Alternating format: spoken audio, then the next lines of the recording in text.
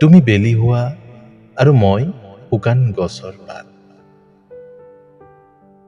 এটা নিৰহ সম্পৰ্কৰ আবেলি বেলিটোৱে থৰ হৈ চাইছিল তোমাৰ চকু, আৰু ৰঙচুৱা হৈ হাউলি সাবটিছিল নদীৰ বুকু। বিবৰ্ণ মুখ আৰু শুকান পাতৰ দৰে অজান আশংকাত কঁপি উঠিছিল ক্ৰোধবিদ্ধ হৃদয়। সেইবোৰ তিক্ত জীৱনচৰ্যা, একাষৰীয়াকৈ থাওক দিয়া, ভালপোৱাৰ তোলাচনীত জুখি চাম কেতিয়াবা। এতিয়া তুমি বেলি হোৱা আৰু মই শুকান গছৰ পাত।